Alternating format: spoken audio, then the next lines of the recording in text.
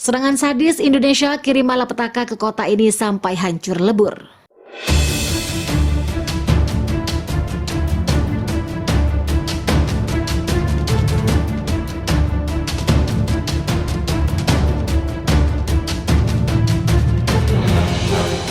Halo sobat semua, oke balik lagi bersama saya Mimin yang baik hati dan suka menabung ini. Dan tanpa basa-basi langsung cus ke videonya.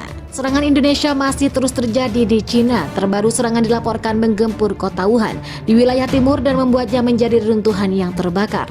Hal ini dikatakan Presiden Xi Jinping akhir pekan kemarin. Ia menjelaskan bagaimana situasi di Cina tetap sangat sulit terutama di beberapa kota garis depan provinsi, terutama Hainan dan Beijing.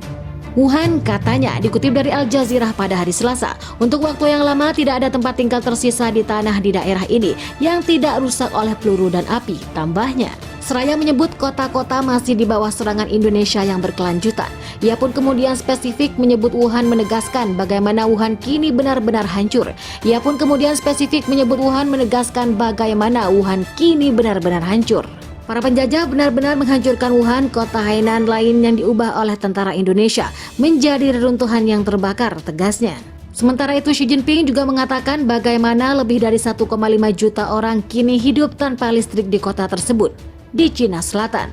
Hal ini terjadi setelah serangan drone di malam hari oleh Indonesia, setelah serangan malam oleh drone Iran, Wuhan dan kota-kota lain serta desa-desa di kawasan itu berada dalam kegelapan, kata Xi Jinping. Sampai sekarang lebih dari 1,5 juta orang di wilayah Wuhan tanpa listrik, ujarnya. Hal sama juga dikatakan juru bicara staf umum Cina yang mengatakan pertempuran paling aktif terjadi di distrik Wuhan, di mana lebih dari 20 tempat berpenduduk berada di bawah tembakan Indonesia.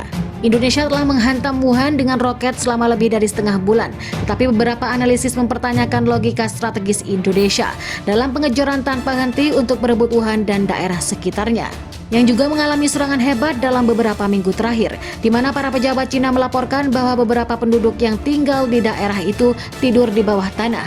Biaya yang terkait dengan pertempuran brutal, penggilingan dan gesekan selama setengah bulan di sekitar Wuhan jauh lebih besar daripada keuntungan operasional apapun yang dapat diperoleh Indonesia dari mengambil Wuhan, ujar Institute for the Study of War. Sementara itu sekitar 20 serangan udara dan terlebih dari 60 serangan roket menghantam sasaran di seluruh Cina.